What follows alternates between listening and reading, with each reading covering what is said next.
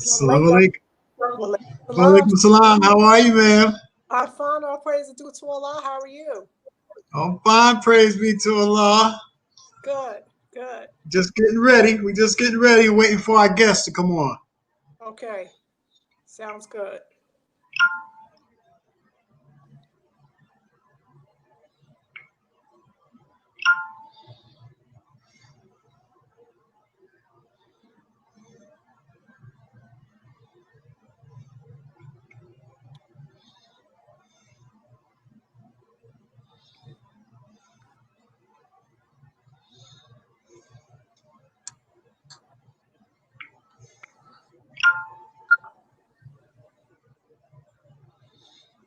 Is Janetta online?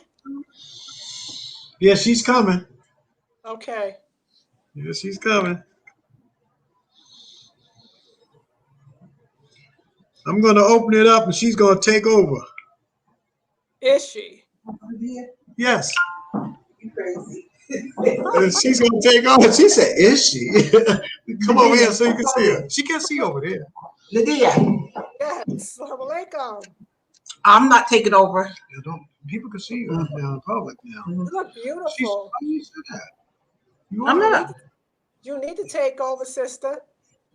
Yeah, she's taking over. She's going to take over. You know we live, right? Oh, we are. We are live. Yeah, we are live, so we're just waiting on the guest, though.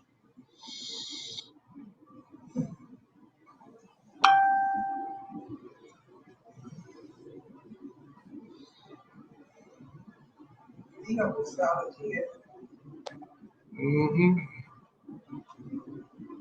That's supposed to be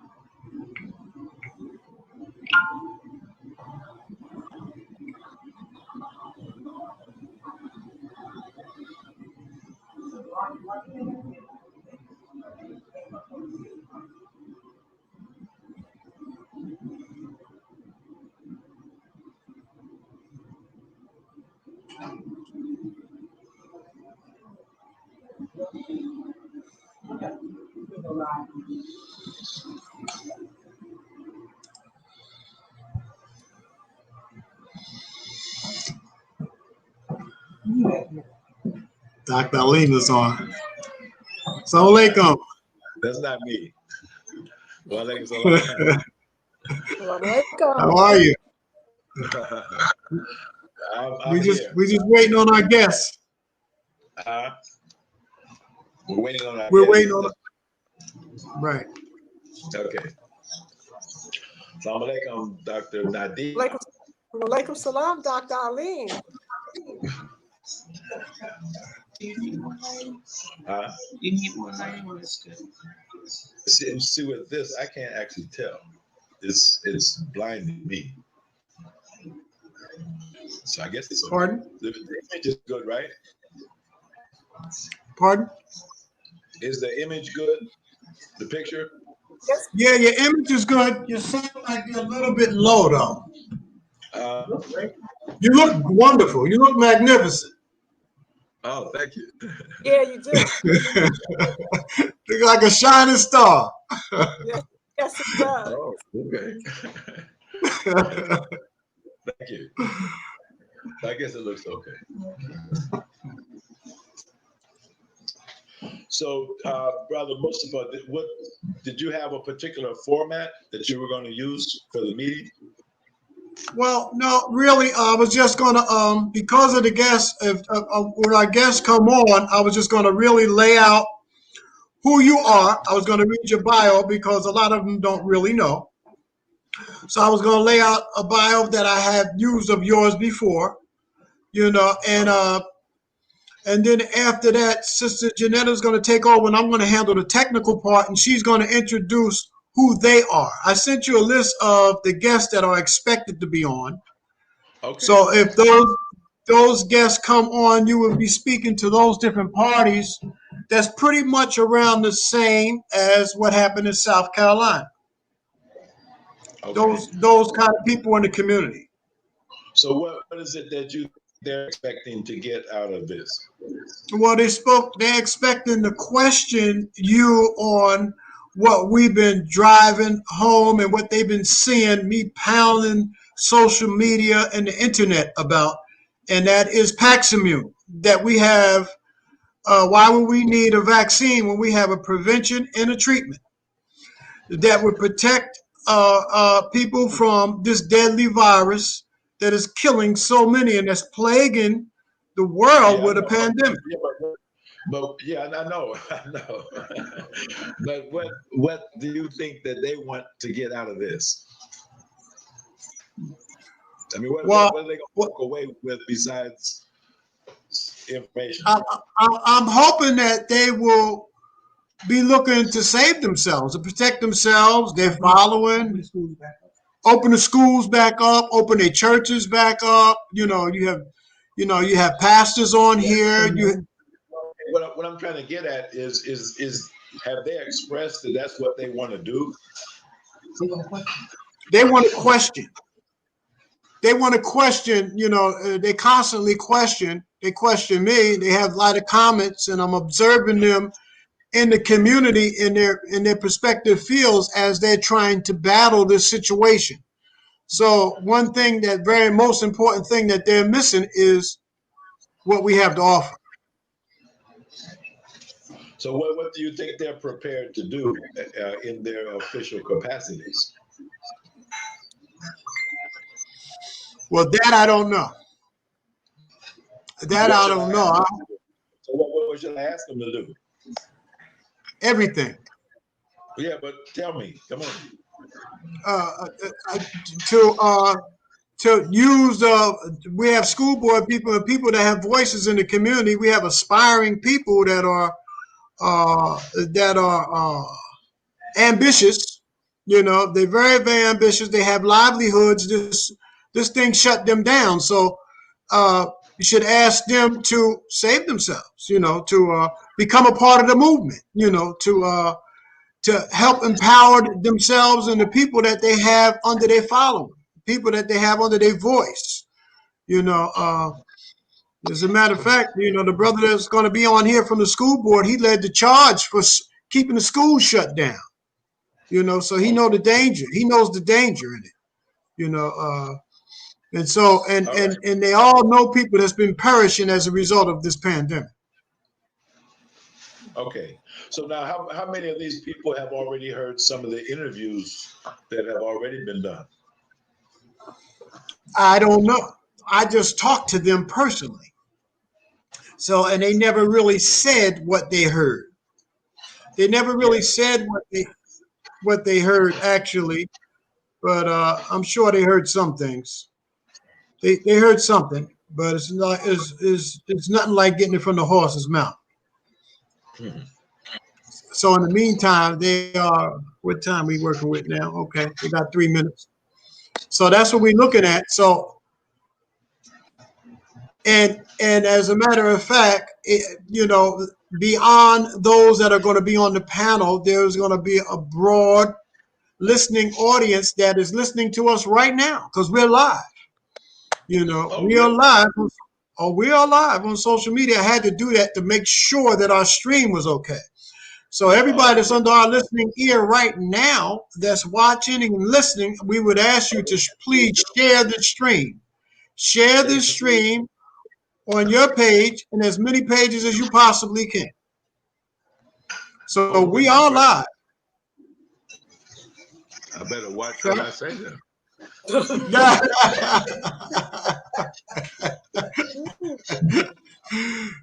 Yep, we just have Our pastor just checked in. That's our pastor, Reverend Tracy Brown, right there from Roof Fellowship Church. Hello, how are you? Greetings, Pastor. Hello, can you hear me? We're good. Can you hear me? We can hear you. A little broken up there, but we can hear you. Okay, good. There's our I see Rueben coming in all the way from Australia. Okay. Brother Rueben, if you can hear me, your mic is muted, and I can't see you. I can't see you either. We're just waiting for everybody to log on, and then we're going to get started. All right? Okay. Greetings to everyone. This is Ruben and Mohammed in Australia.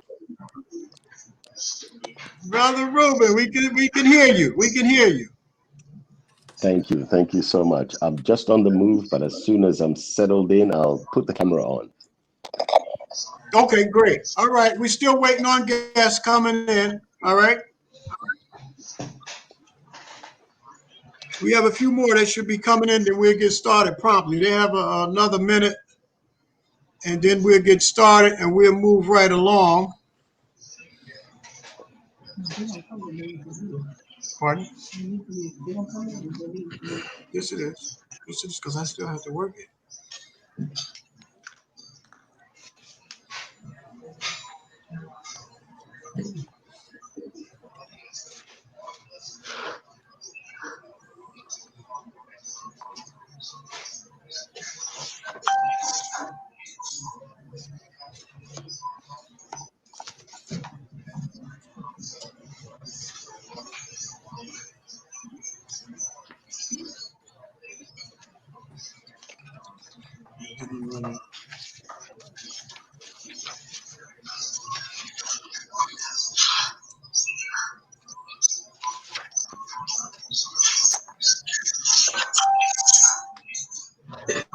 Maybe we should give him a couple of minutes.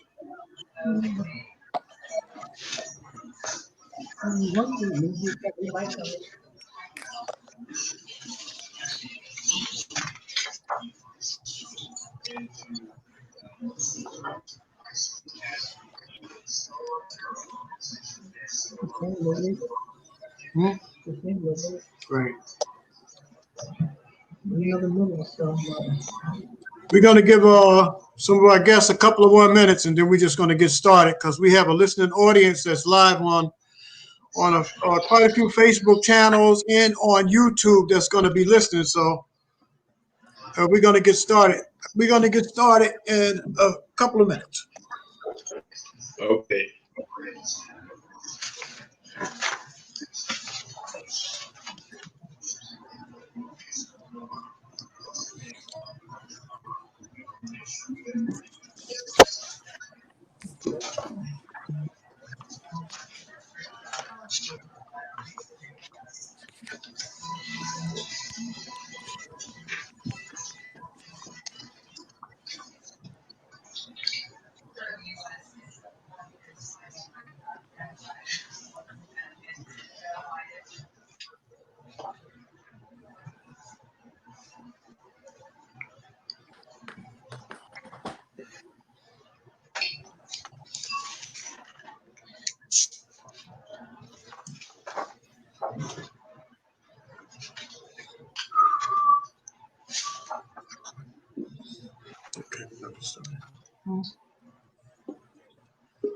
Somebody else. Gary Kirkwood.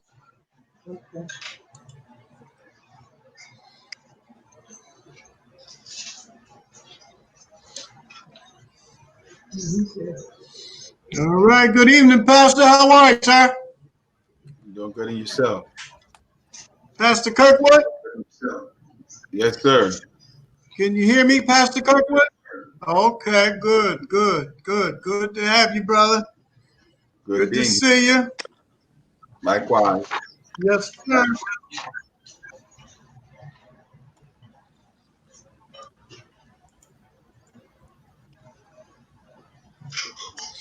Okay, with that, I think we're going to get started. We're not going to wait any longer. So with that, I'm going to just open up, and as the other guests come in and I trade places with our moderator, which would be Sister Janetta, then I will click them in. But we're going to start like this. Greetings, Hotep, Shalom, Assalamu Alaikum. Welcome to the Plainfield Local Organizing Committee convening of your Immunity Project with Dr. Alim Muhammad and his team. Dr. Abdul Alim Muhammad is a native of York, Pennsylvania, where he was born, raised, and attended public schools.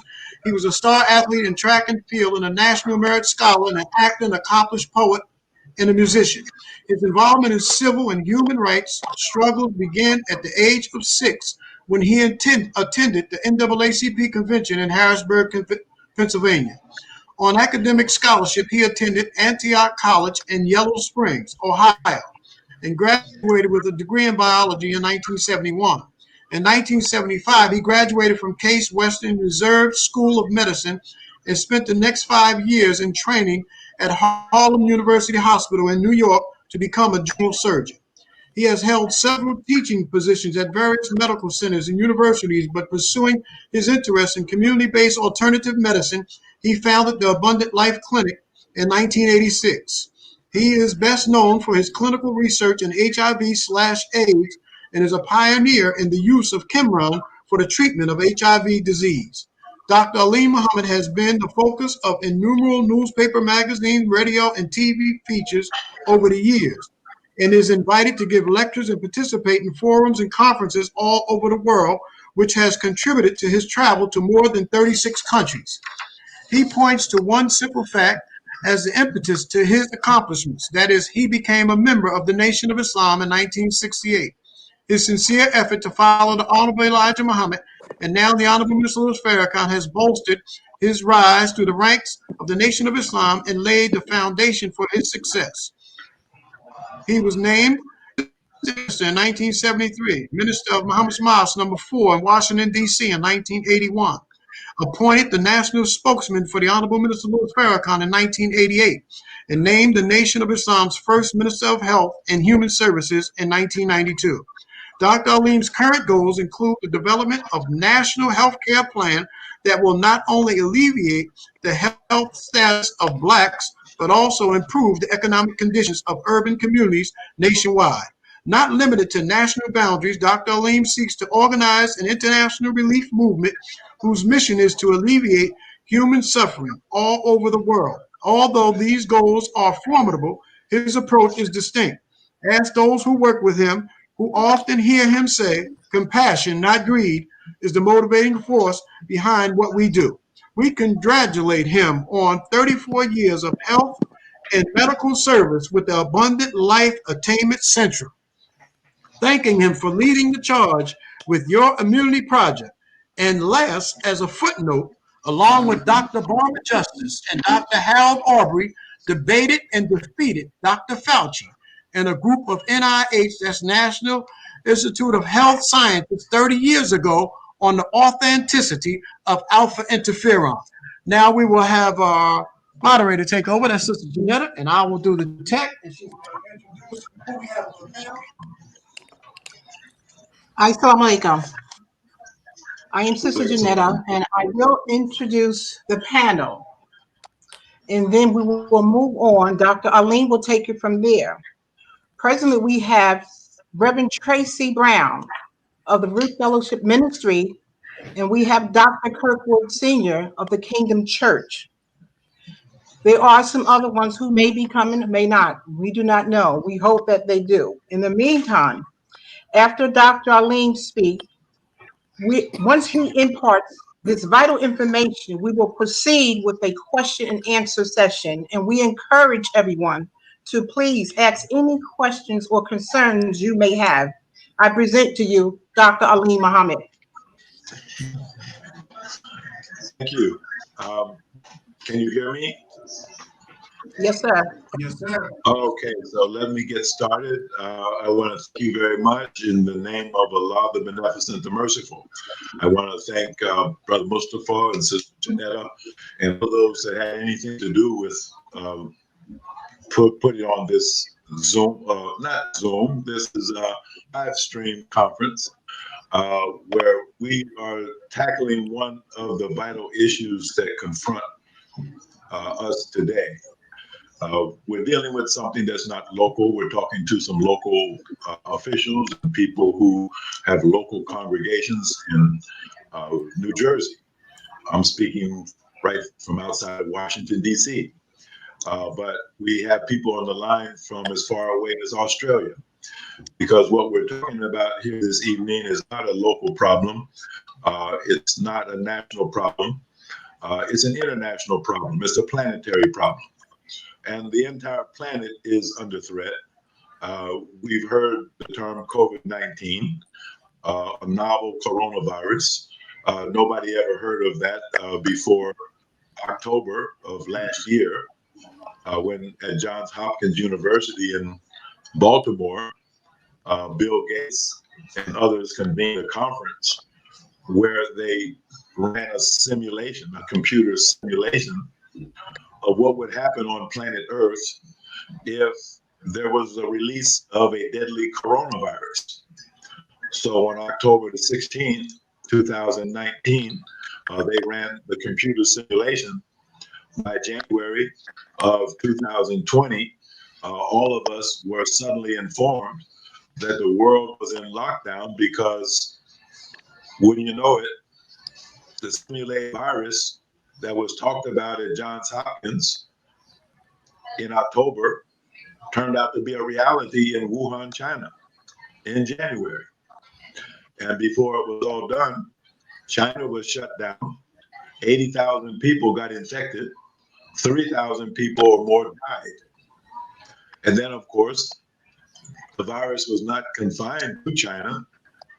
And now, 6 months later, we see the entire world is facing the problem that seemed to be confined to a single city in China. I don't know who might be listening to what we're saying here this evening. I'm going to get right to the point in a minute, which is to build a movement. That's what's needed. Over the last 6 months, I've had the opportunity to share knowledge and experience many times with many different people on many different venues. The Your Immunity Project is an outcome of those kinds of activities, where sharing information causes an effect. They say knowledge is power, and that's right. And power is the ability to do work. And the work that needs to be done right now is to create a movement in the direction of community and individual survival. We live in the United States of America, which has a constitution that guarantees the right to life. I would point out that our right to life is no better than our immunity. It is our immunity that protects our right to life. And whether that's looked at on the individual level or on the level of the community, it's all the same. Your life is no better protected than the strength of your immune system.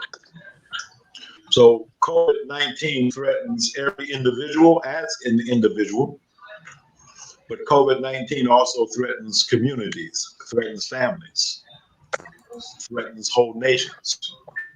In fact, no one can ever remember a time when the entire planet was on lockdown, where there are no ships on the sea, where industry has ground to a halt, where schools are closed, hospitals are overcrowded, frontline workers, medical workers, and others are in a panic because they don't have what they need. Here in the United States, as they prepare for a national election, even the election is threatened by COVID-19. People wonder, would it be safe to even open up polling places? Because in many instances, polling places are held in schools. And we're seeing that in those school districts where an attempt has been made to reopen schools, that attempt has ended in failure and often ended in tragedy, because children, as it now is being reported, turn out to be super spreaders of COVID-19, even if they themselves show no symptoms at all. So in a school environment, we have the possibility of children mixing with other children who are infected and then bringing that infection home to parents and grandparents and other siblings. And so if polling places cannot be held, and people are talking about mail-in ballots. And of course, this has never been done in the history of the country, and it's unsure whether or not democracy can actually be preserved under these conditions. Now, President Trump, when he was asked about the more than 180,000 Americans who have died from COVID-19 complications under his watch, his simple response was, that's the way it is. Now, I was listening to the Democratic convention last night with my mother, and all I came away with was not much of a difference, except they would hold your hand while you're dying. But there's no actual practical programmatic solution being proposed on the level of government. The administration task force on COVID-19 headed by the vice president is a laughingstock all around the world. And what people need are real answers and real solutions to real problems. People really do need to go back to work. People really do need to go to school. People really do need to open up their businesses. People really do need to open up their churches and their mosques. People really do need to get back with their lives. But under the circumstances, that appears to be impossible unless there's a hidden answer somewhere. And now I'm getting to the point. I've been around the block a few times with epidemics. Back 30 years ago, the hysteria was over HIV. And of course, I got involved because some of my patients were infected. I knew that the drug treatments being recommended at that time for HIV didn't work. The treatment was worse than the disease. I spoke with Minister Farrakhan about that. He assured me that the same God that allowed such a thing as HIV to be in the world, that same God, out of his love and mercy, has placed an answer somewhere. And then he laughed. He said, and sometimes he places it in the strangest places. And he said it's up to us to find it. So to make a very long story very short, the answer was in Kenya. And so I made a journey to Kenya along with others, and we spoke and learned from the director of the Kenyan Medical Research Institute, Dr. David Koech. Dr. David Koech had been given the assignment by the Kenyan government at that time to find an answer to the raging HIV epidemic, which he did. He said to me that he was shocked. He didn't know what to do. But being a very devout man, a Christian, he said the only thing he could think to do was to fall down on his knees and ask God to show him an answer. And God is the answerer of prayers. And he answered Dr. David Koech's prayer and guided him to the research of a doctor in Texas, Amarillo, Texas, by the name of Joseph Cummings. And Cummings was or is, he's still alive, was a big animal veterinarian, and he had discovered something in cattle. That there was a substance that was in the nasal secretions of cattle that prevented other cattle from getting feedlot fever, which was devastating the meat industry in Texas. Well, Dr. David Koech, being a Harvard-educated immunologist, he latched on to what Cummings had discovered in cattle, and he discovered that the substance that was in the nasal secretions of cows was something that had been discovered in England some years before, and it had been labeled alpha interferon. And it was called interferon because it was the first substance ever discovered that interfered with the activity of viruses. So that was the clue that Dr. David Koech needed. And his further research showed that he could actually stop HIV in its tracks in 92% of cases with a preparation with alpha interferon. that by this time had been developed into a brand name called Cameron. So you might remember hearing something about Cameron, the miracle drug from Africa, that was suppressed. And then there was another form of interferon that we started working with coming from Australia. It was called Munex, and that was suppressed. And then there was another form of interferon that we made ourselves here in the United States, and that was suppressed. And then there was another form of interferon from Canada that was called Veldana, and that was suppressed. And then there was interferon that was being produced in Cuba, and that was not suppressed. And the Cubans were able to develop it. So that when the COVID-19 epidemic broke out in Wuhan City, China, the first thing that the Chinese did, besides putting everybody in quarantine, the first thing they did, they called for the Cuban medical brigade to come to China. And over the course of the next month or so, the Cubans began to use alpha interferon in the intensive care units in China, and then we saw that curve start to flatten. And within a month's time, you saw no new cases being reported in China. And the reason why there were no more new cases in China was because they had set up 12 laboratories in China to produce alpha interferon. And they found out that if you gave a double dose of interferon to frontline doctors and nurses, even though they were in contact with infected people, it was 100% successful in the prevention of the spread of COVID-19 at the very epicenter of the epidemic in Wuhan, China. And so the Cubans went from China to Italy to Spain to Germany, and last time they had been invited into 43 different countries. And wherever they went with the alpha interferon, they flattened the curve. And so on July the 4th, Independence Day, the Honorable Minister Louis Farrakhan made an address to the world. And although he touched on many topics, he did focus in on COVID-19. And he went right to the point. He asked President Trump to lift the sanctions against Cuba so that the beneficial medications and the experienced personnel of the Cuban medical brigades could benefit people in America. Who, I mean, think about just a few months ago when we were all horrified to hear that 80,000 infections were in China, in all of China, that 3,000 people had died, the same number that died in the World Trade Center. But now, in the state of New Jersey, you have more infections than all of China.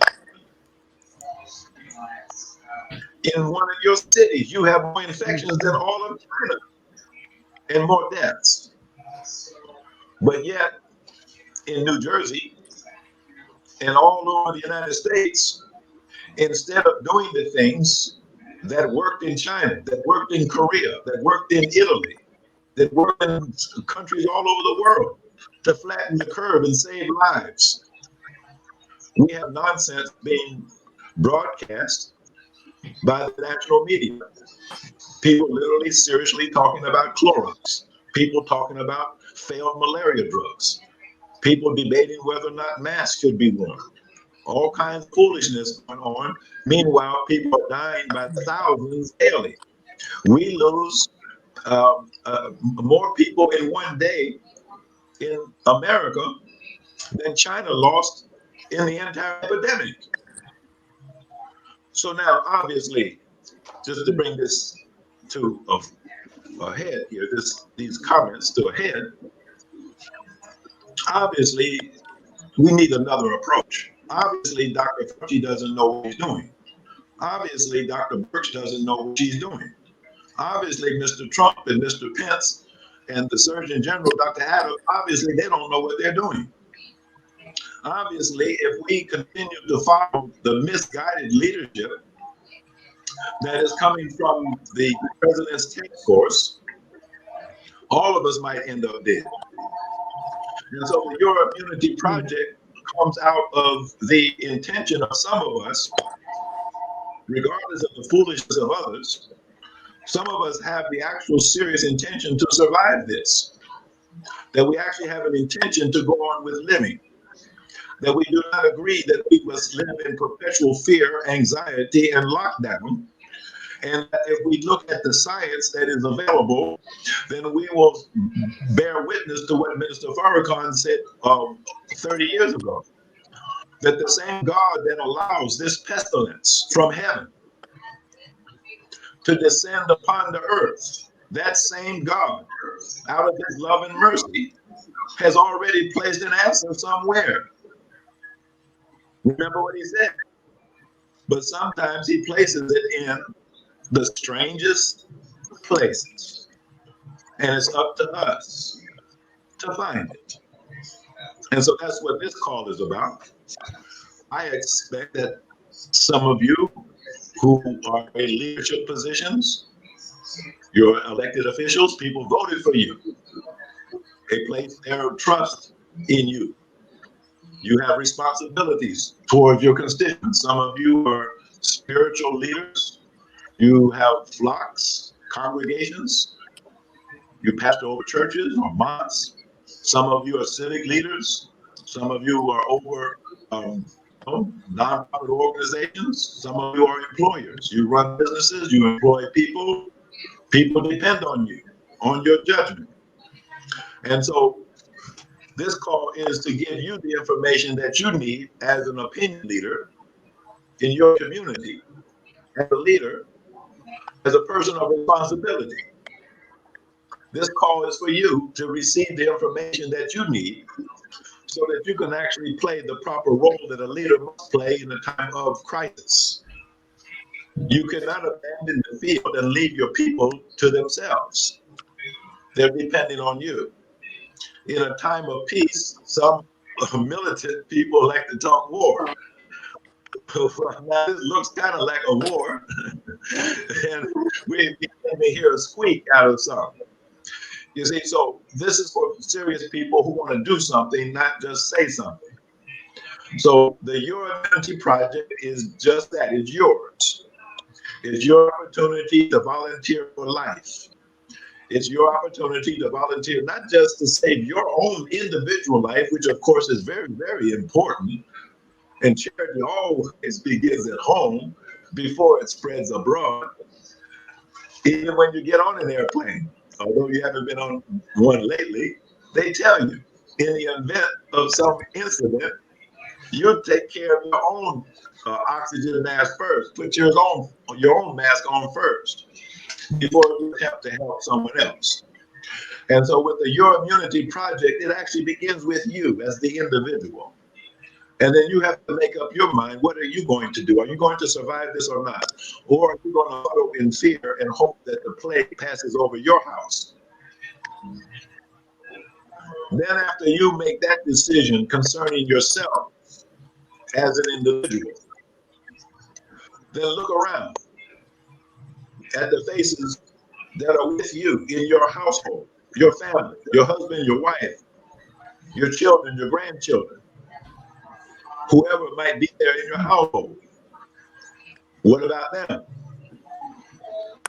What about your neighbors? What about your constituents? What about your friends? What about your fellow co-workers? You see, charity begins at home.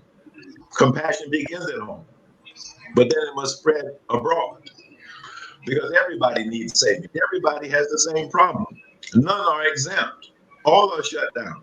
The high and the mighty are shut down. The low and the meek are shut down. Well, what will get the high and mighty out of shutdown? It's the same thing that will get meek out of shutdown.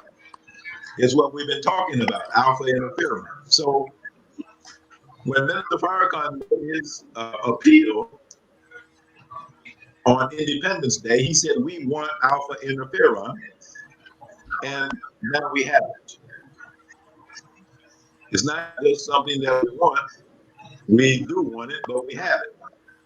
And anybody who wants it can get it. Now, the Paximune, let me just give a brief description about it. It is an oral solution. When I say oral, it's spray. This is in a spray bottle. You can spray it in the mouth or in the nose. Can I have a bottle, please? And for prevention, 2 sprays of the Paximune are enough to prevent infection. So that means that's what gets you out of lockdown. When you got to find the camera. 2 sprays of this prevents infection. So you could go anywhere you want with a mask on and appropriate PPE. 2 sprays of the Paximune, you're not going to get infected. Now, if you already are infected, let's say prevention has already failed, and you're already symptomatic, you're sick, you already have a positive test, all right, then the treatment dose recommended would be 4 sprays a day of the interferon. Well, how quickly does it work? In some cases, almost immediately. Recent research paper out of China showed that the people who become severely ill from COVID-19 are people who are deficient in alpha interferon. So if you measured the interferon level in a person, you could predict who's going to get sick and who's not. But anyhow, when you reduce a medical problem down to a deficiency condition, then that simplifies it tremendously. If you have a zinc deficiency, you don't have to be a doctor to know what to do. If you have an iron deficiency, you don't have to be a doctor to know what to do. If you have an interferon deficiency, do you need to be a doctor to figure out what to do? No, you correct the deficiency with that element which is deficient. That was the answer to AIDS. AIDS, acquired immune deficiency syndrome.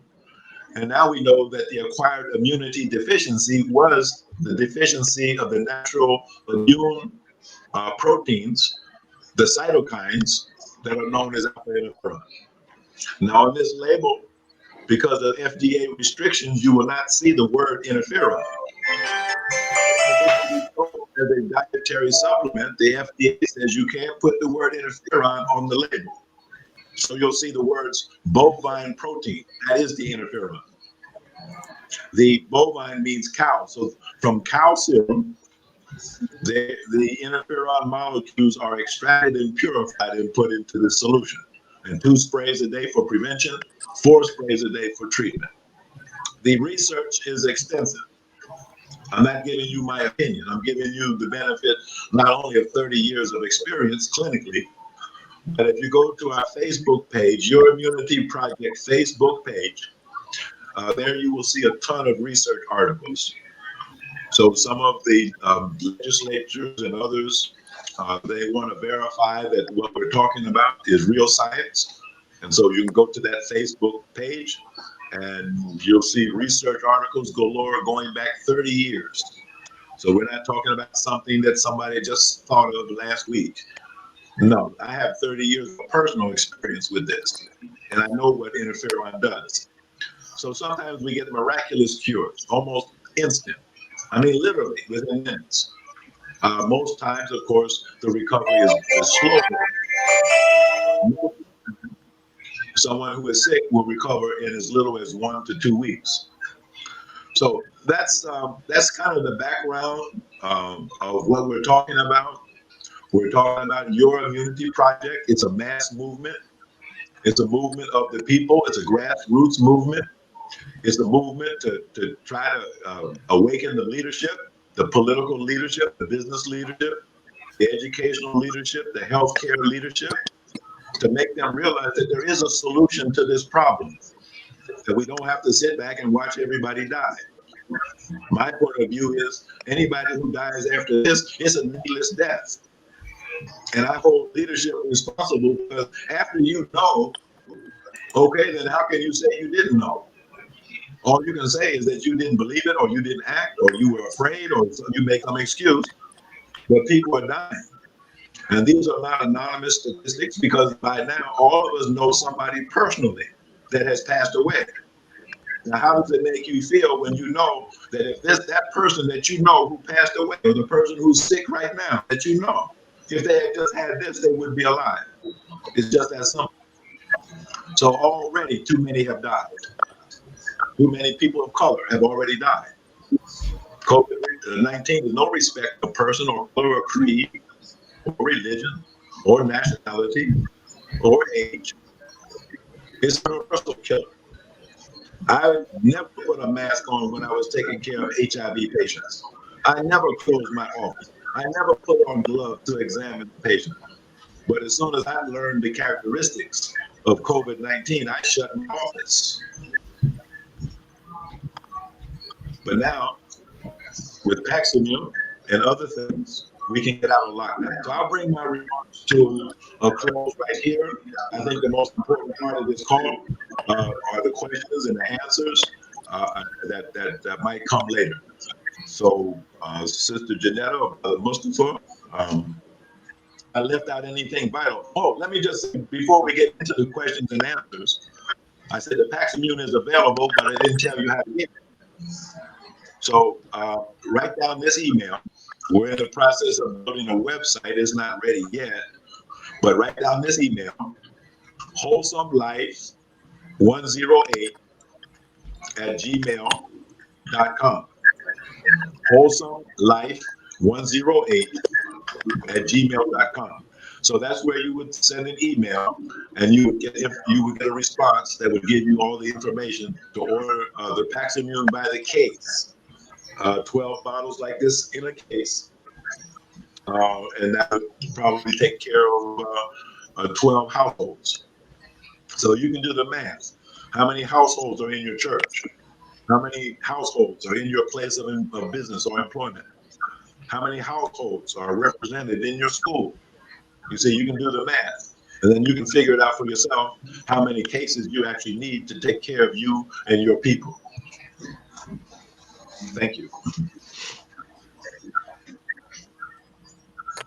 Dr. Alim, sir, there's one Yes. particular area we would like for you to cover. Can you speak to the effectiveness of the testing, which is Go ahead. I lost the. I can't hear it. You asked a question about testing. yes, sir. I said, can you Oh, speak to the effectiveness of the testing, the coronavirus testing? yes. Okay. Yeah. Well, I mean, again, what we have going on in the United States of America is a public health disaster. There was a total lack of preparation. So that's why you have 5 million cases and almost 200,000 deaths already. And remember, the CDC said whatever number they report out, multiply it by 13. So if they're reporting out 200,000 deaths, multiply that by 13. That's the actual number. Now, to your question about testing, there's several tests that are being used in the country, but all of them are lousy tests. The one that Fauci introduced at first has a 75% false positive rate. That means 75% of the people who were told that they had COVID-19 really didn't have it. And of course, they missed the people who really did have it. And then some of the other tests have very high false negative rates. I believe the Abbott test, which is also very popular, has a 40% false negative rate, meaning that 40% of the people who were told that they did not have COVID-19 actually did have COVID-19. So when you have tests that have a high false positive and false negative rate, then those tests are basically useless. They don't tell you anything. Now the tests that we are bringing into the country, and hopefully within the next 2 to 3 weeks, we will have 10,000 of these test kits. We're bringing them in from Korea, South Korea. When we looked around the World Health Organization had rated the Korean home test to be the best. It actually has a 100% rating. I mean, that's absolutely astounding. They say it's 100% accurate. So we have a GoFundMe account. We need to raise $300,000. $300,000 to buy us 10,000 of those test kits. They have to be bought in 10,000 kit lots. Now, with those test kits on the ground in 2 or 3 weeks, The Your Immunity Project intends to set up testing centers. And so we're asking churches to step forward, mosques to step forward, community centers to step forward, and we will very quickly train people. We did this 30 years ago. When I say we, the Nation of Islam, we did this for HIV. We developed a rapid test for HIV. They said people didn't want to be tested. No, they just didn't trust the people who were doing the test. But when we started testing, everybody lined up around the block to be tested. They wanted to be tested. So knowledge is power. And the most important knowledge that anybody can have at this time is to know what is your COVID-19 status. And you can only get that if you have an accurate test. Testing eliminates anxiety and fear. All of the fear, all of the anxiety, I mean, the stress disorders that people are experiencing, that's largely born out of ignorance. A person just doesn't know what to do because they don't know what their status is. So please help us with our GoFundMe. We actually are going to have our first shipment of tests coming in the next few weeks. Please help us. We need testing centers. We need to train people quickly so they can administer the test. Then we can start generating our own independent information about the true infection rate in our communities.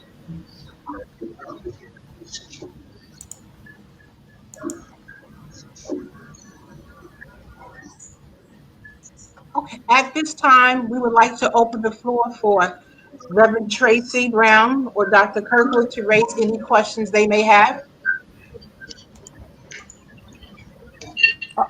Okay, hello, and thank you so much, Dr. Elam, for that presentation. One of the questions that I have is, how does alpha interferon interact with other medications? Okay, that's a very good question. That's a very common question. There is no interaction with other medications. Strictly speaking, alpha interferon is not a medication. It's not listed as a drug by the FDA. It's listed as a biological. So it is a part of your natural immune system. So in everybody's body, they already have alpha interferon. The problem is you may not have enough, and that's what makes you vulnerable to infection. So to answer your question directly, no, there are no negative drug interactions, nor does it interact with any other supplements that a person might be taking, because we're talking about a completely natural substance, and the way in which we are delivering it with a spray into the mouth or the nose, we're delivering a physiologic dose of interferon. And if you measure that, that would turn out to be approximately 200 international units. 200 international units is the physiologic dose, and at that level, there is no toxic interaction. Thank you. So a related question that people always ask, what about pregnant women? What about nursing mothers? And what about children? There are no age limitations. Nursing and pregnant women can safely use interferon. When I say 2 sprays for prevention or 4 sprays for treatment, that would be the average adult, let's say 150 pounds. So someone who weighs twice as much would probably take a dose twice as much, or a child that weighs half as much, or 1/4 as much. You would just cut down the dose appropriately. But it's completely safe. Even if you overdose, it's not going to do any harm. There are 2 side effects that are usually mentioned from low-dose interferon. Side effect number 1, it tends to increase appetite. Side effect number 2, slightly. And side effect number 2, there also seems to be an increase in sexual energy.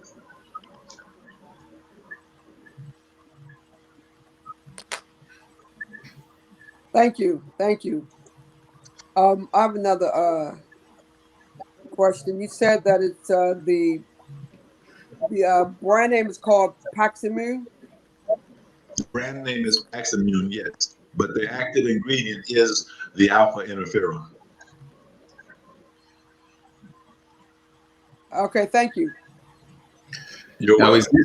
is this something that's listed in the physician's desk reference?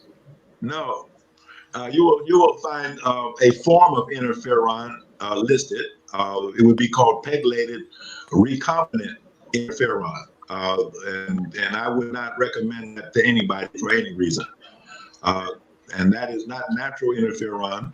That is kind of like a copycat synthetic interferon to somebody's big idea to treat hepatitis B, and it has a lot of terrible toxic side effects.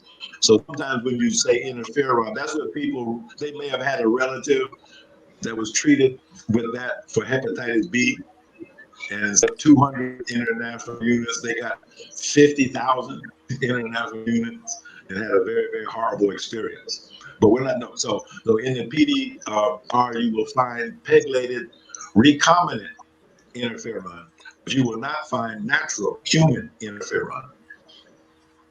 Unless you look in the formularies of the World Health Organization, you'll find it there. If you look in the formulary for the World Health Organization recommended treatment for COVID-19, you will find alpha interferon. And is this something that must be taken every day, 60 days for the rest of your life? Well, it should be, again, I'm making general recommendations to the general public. I do private consultations. When I do private consultations with people, I might be able to answer the question that you just asked. With a private consultation and a particular kind of examination, I'm able to refine the dosage on an individual basis. And I might find out that the particular individual that I'm examining needs 3 sprays a day, not 2. And I might be able to tell that individual, you need to do this for exactly 39 days, and then you can stop. But not having the ability to do personal examinations, I'm giving general recommendations. So I would say, depending on your level of risk, depending on your personal level of exposure, as long as COVID-19 is in the community, I would recommend 2 sprays of the alpha interferon per day. Now, if you are at home and you are not in contact with anybody in the public, well, maybe you don't need to use it.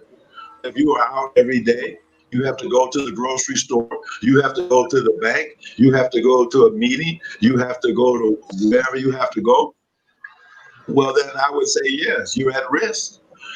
What's the level of your risk? Well, if you're an ICU nurse taking care of infected people, your level of risk is higher than somebody that's living, that works in a cubicle in an office building. If you're a frontline worker, like a policeman, sanitation worker, you're a grocery store cashier, you see 100 people per day. Well, your level of risk is much greater than somebody that's in some isolated area. So again, all I can do is give general recommendations, and I leave it to people's common sense to take it from there. And the treatment dose, of course, is 4 sprays a day, but even that's a general recommendation to people that I have not seen.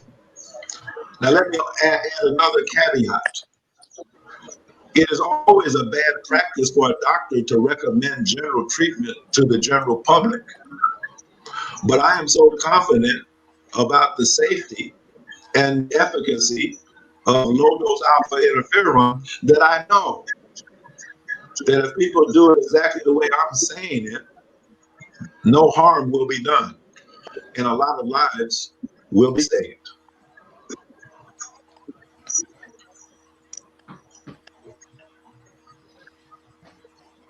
Reverend Kirkwood, are you finished? Oh, yeah, I'm sorry. Oh, no, sorry. I just to piggyback on what Dr. Kirkwood said. So the general recommendation is 2 sprays a day when you go out, when you're going out into the public. Well, again, I'm not trying to be specific. I'm giving general recommendations. I don't know what anybody's personal schedule might be. And I am assuming that I'm talking to people who have common sense. And so if I give a general recommendation, then you put that through the filter of your own daily personal experience. You know who you're with. You know where you go. You know the environment that you're in. I don't know that. So I'm giving very general non-specific recommendations that are very helpful to most people. If someone needs or wants a more specific recommendation that is very personalized and individualized and specific to you as one individual, then let me give you this email: myalcare@gmail.com. myalcare@gmail.com. And you can request a personal uh, consultation, teleconsultation with me. And you will be given instructions of how to proceed to set up that teleconsultation.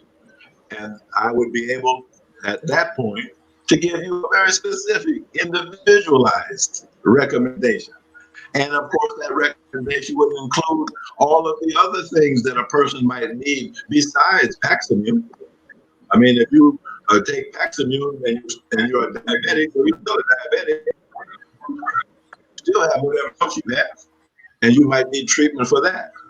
So again, I'm speaking in very general terms. I am not offering specific medical recommendations or advice to anybody, but I'm pointing you in the direction of that which would help you to survive what many people are not surviving. While, excuse me, while taking this, do we call it a supplement? What exactly do we call it, other than the scientific name? Requires us to call it a supplement. Okay, so I told you what it is. It's alpha interferon. That's what it is. Okay, so while someone is taking this product, they still need to do the social distancing and wearing the mask and all of that still? Well, in general, the answer to that is yes. But let me just quickly say, early on, I talked about the foolishness that had emanated from the president's task force on COVID-19. Part of the foolishness is social distancing. Part of the foolishness is the confusion over masks and mask wearing. Yes, people should wear masks, but what kind of a mask? You should be wearing a surgical grade N95 or higher. Social distancing, if you want to practice social distancing that would be effective, well, then you would have to increase the social distancing to 30 feet. So that whole concept is nonsense. So what you need is what works. China did not flatten the curve with social distancing. Korea did not flatten the curve with social distancing. They flattened the curve with alpha interferon. And so again, here in America, we're all confused. We've been subjected to a flood of misinformation, disinformation, confusion, and lack of success. And I would just have people direct your intelligence to the successful examples of what to do. And the successful examples are not in this country. The successful examples are elsewhere. When is the last time you heard about a COVID-19 death in Cuba? When is the last time you saw anybody in Cuba wearing a mask? When is the last time you heard about a lockdown in Cuba? They don't have that. Why? Because they have what they need. People who don't have what they need are talking about things like social distancing. Because that's better than nothing, I guess. Not much better than nothing. And you can see that because with all the social distancing in the world, has that stopped the spread of the epidemic? Has that slowed it down anywhere? No, that's nonsense. And so what I'm trying to do is say to people, stop looking at what doesn't work. Stop looking at failed solutions. Let's stop pretending that we don't know what to do. We do know what to do. We do know what works. And stop paying attention to people who are just confused and misdirected. And pay attention to the people who know what they're doing. And when I say they know what they're doing, the proof of it is in the results they have gotten. It really comes down to do you want to live or not.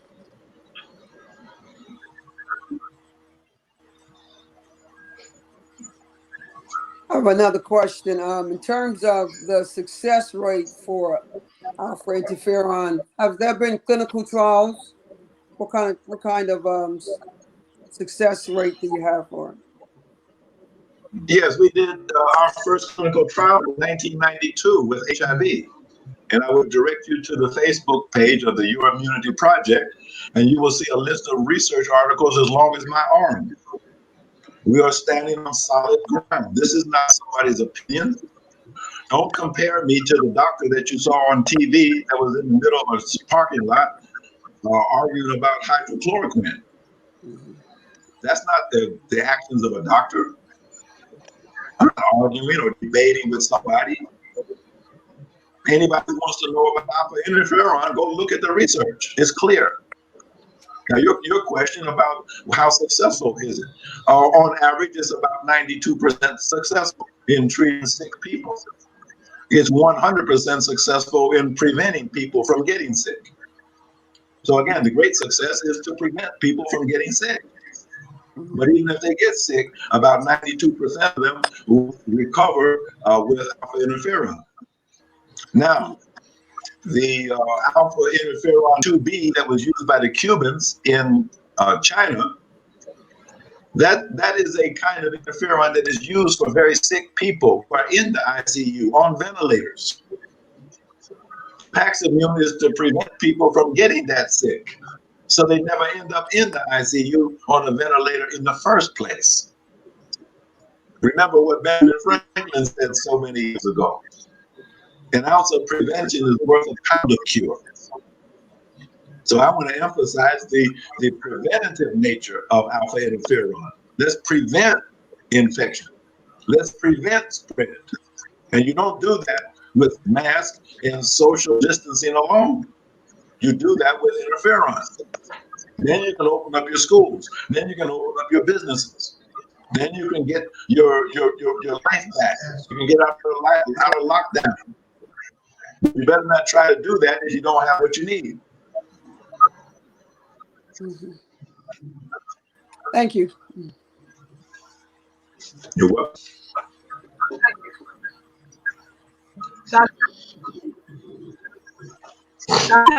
Question more so for the public. What advice would you give to those who would prefer to wait on a vaccine being developed? Well, I would just say get in line. See, I debated with Anthony Fauci 30 years ago in 1992. Did you hear me, Dr. Alim? Yes, I heard you. Yes, I heard you. Yes, I would say those who are waiting for a vaccine need to get in line. I had a debate in 1992 with Anthony Fauci where he told me he was going to have an HIV vaccine. That was 30 years ago. He still doesn't have it, and he never will have it. So I would say anybody waiting for a COVID-19 vaccine that works, you better you better come back in another lifetime. You can't have a vaccine to a virus like COVID-19 because of the mutagenicity of it. The mutagenicity of HIV caused it to mutate basically every 2 weeks into a new virus. COVID-19 is already 43 different strains of viruses. The last I checked, 43 different strains. So you're not talking about one vaccine, you need 43 vaccines. So again, this is a fool's errand. This is politicians wasting taxpayer money on something that will never bear fruit. Even today, I was listening to the news before I got on this call. There's the same Dr. Fauci, he's saying that at best, they won't have a vaccine until June of 2021. You see, so this is just nonsense. Anybody who wants to wait on a vaccine, hey, heaven help you. Why wait on a vaccine when you don't need it? Why wait on what you don't need when you already have what you want?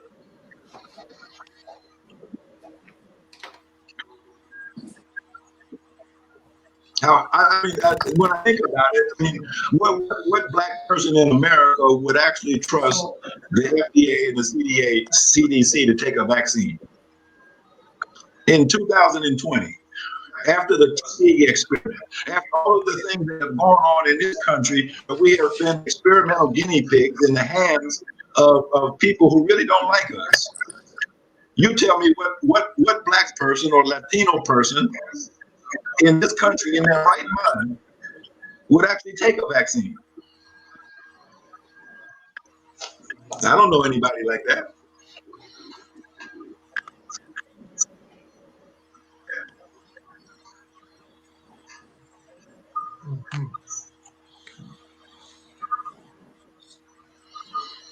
Thank you, sir.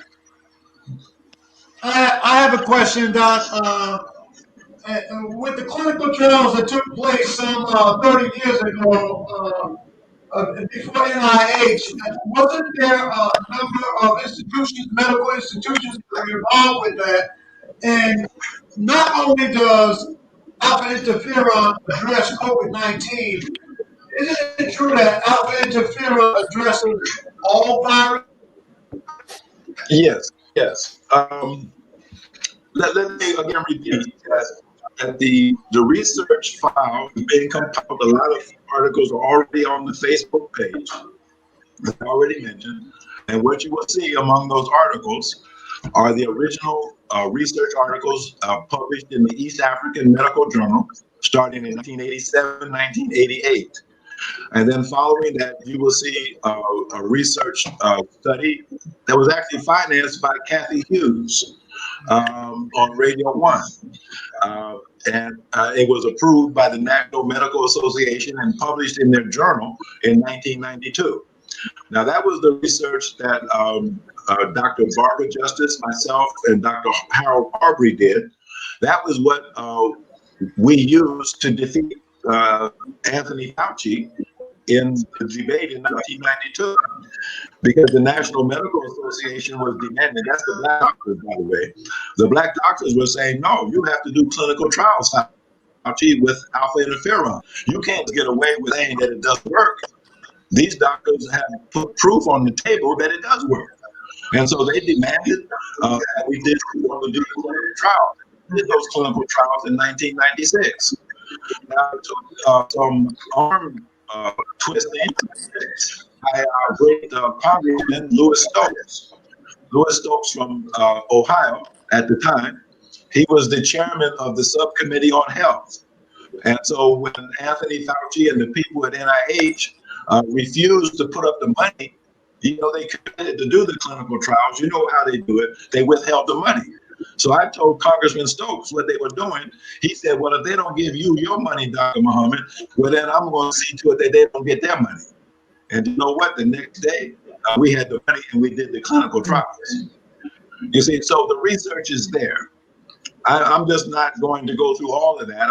I say to people, do your homework. You see, we did the hard work. Now you do your homework. We did the clinical trials. Now you go read it.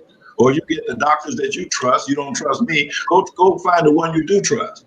And go have them read our research and see what they say. You see, and then make up your own mind, but do it quick. You see, because COVID-19 is sweeping the world and it's culling the herd. And you see, and you don't want to get caught up in that, because even if you got sick and then got some interferon and recovered, it doesn't mean that your heart is 100%. It doesn't mean your kidneys are going to be 100%. Remember, COVID-19 is not just a disease that affects the lungs. It is a total body disease. It affects the brain. It affects the heart. It affects the kidneys. Many people who are recovered, so-called, from COVID-19, they're on kidney dialysis. They're paralyzed. They're in wheelchairs. They have heart failure. What kind of recovery is that? You see? And so we need to prevent the infection, not just treat it, but we can treat it if we have to. But the most important thing that I'm trying to drill home over and over again, prevention, prevention, prevention.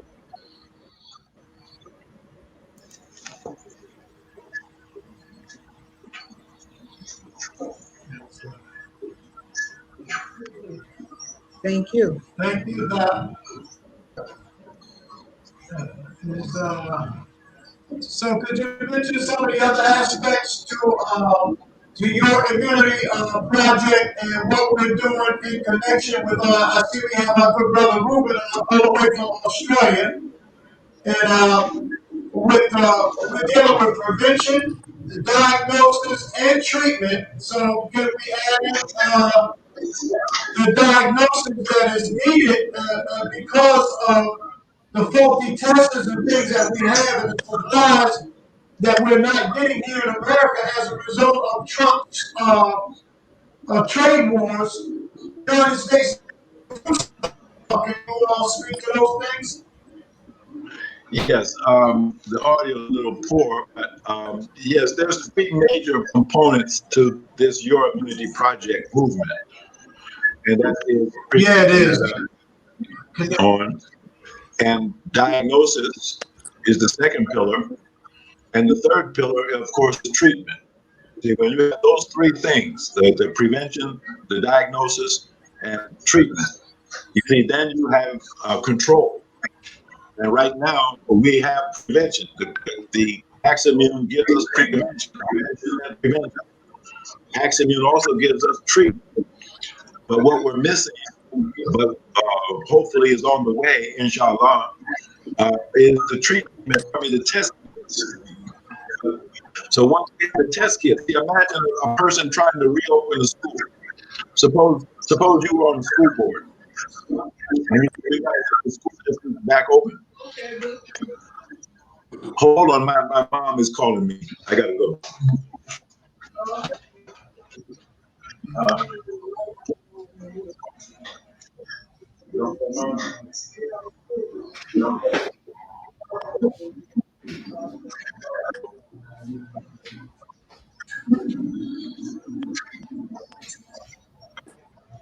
You want to get that?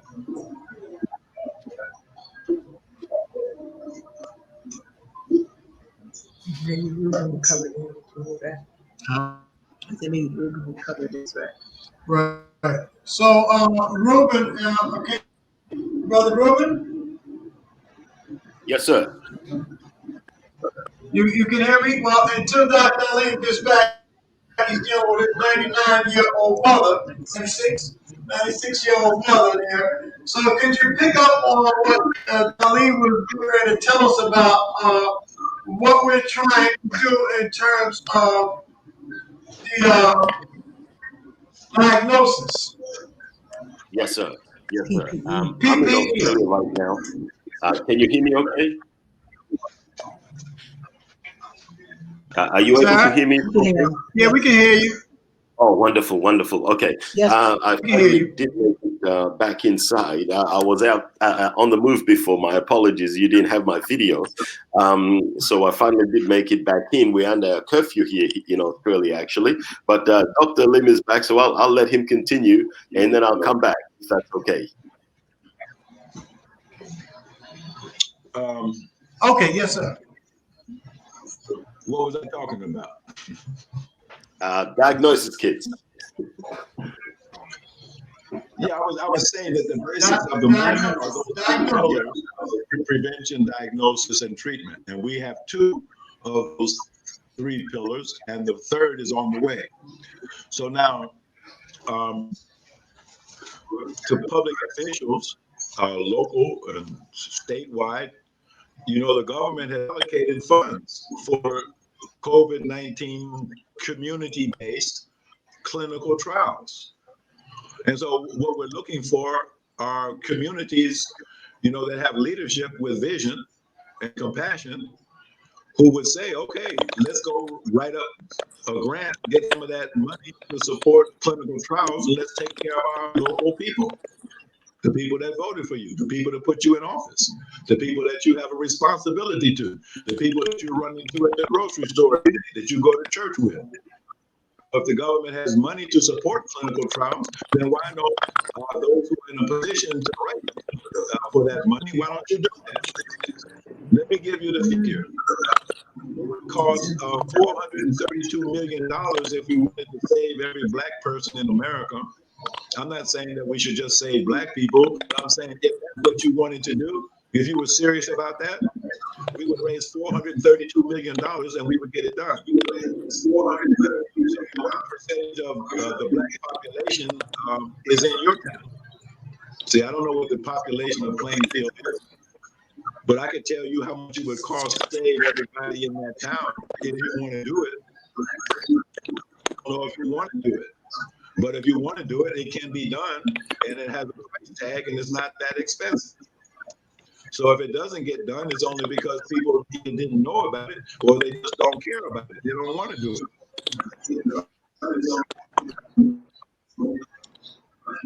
It's up to you. Let me ask the question. What is the, or who is the responsible party in terms of manufacturing and distribution? Well, the responsible party, you know, you mean you're asking who the manufacturer is? Yeah, who's manufacturing and distributing? We are using the formulation of Dr. Joseph Cummings. I mentioned his name before. Dr. Joseph Cummings of Amarillo, Texas. I would designate him as the godfather of interferon science. He probably knows more about interferon than anybody else in the world. So now the interferon that is in Paximune is his formulation. I've used interferon clinically as a medical doctor for 3 years. I listed the ones I've used over the years. This is the best one yet. It's the most stable and it's the most effective. It is produced by a laboratory in the state of Colorado. The name of the company is the Colorado Serum Company. The interferon is produced from a herd of black cattle, especially bred cattle that are raised organically. The interferon circulates in the blood of the cattle. And if you examine the milk from a cow, it contains interferon proteins. From a production point of view, that's not the efficient way to get interferon, however. So what they do on a regular basis is they bleed these cows, separate the serum from the blood, and extract the interferon molecules from the serum. So that is the most efficient way to put together the right combination of natural interferon subtypes. So that's where this comes from, and it's a completely FDA certified laboratory in the state of Colorado. It's not coming from Cuba, although they have a more extensive line of interferons than we have in the United States. There are several other companies that make interferon. Merck Pharmaceuticals, Burroughs Wellcome, many of them make interferon products, but they do not sell them inside the United States. They sell these products to other countries, but they will not sell them to Americans.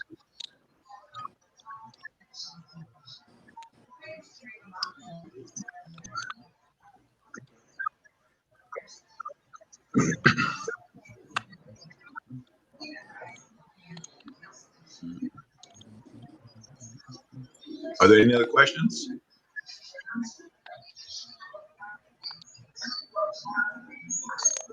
Any other questions? I don't have any more. Brother Trevor. We have another young man who joined the panel, and I'm sure he may have a question. If you could just give him a second. Sure.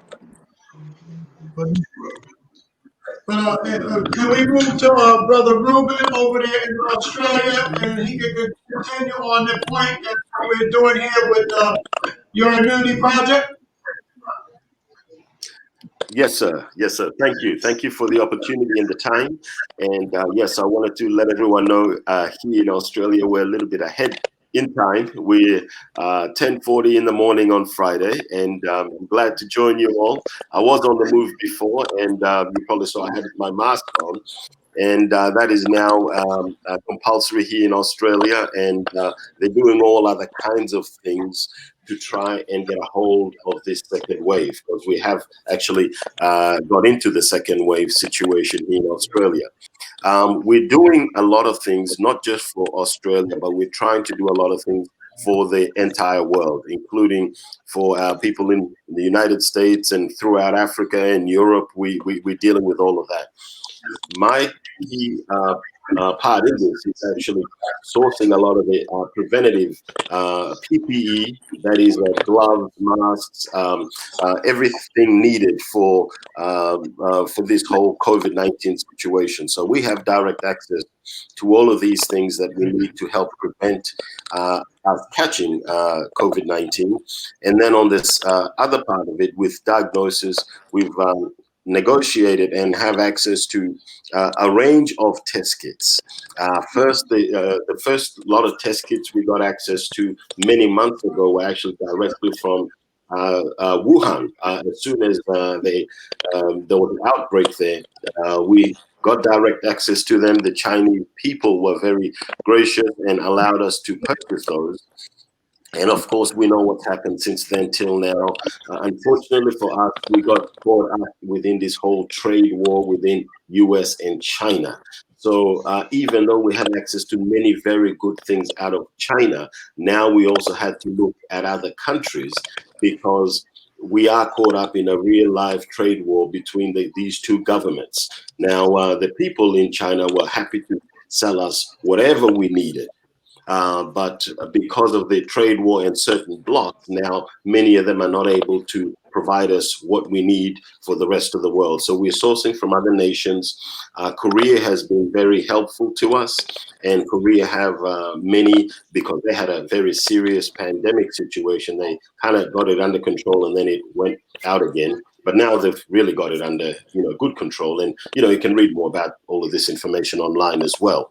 But they have agreed to provide to us these test kits. We're currently in the process of going through the FDA authorization. So we've been told we're probably about 2 weeks away from getting full FDA certification, because even though we have access to the kits, we cannot import them into the United States just yet. So once that is done, and we have raised enough money as well for these kits and more, then we will be able to put these kits to good use, testing, diagnosing people, and of course then, you've heard from Dr. Alim what we need to do to treat them.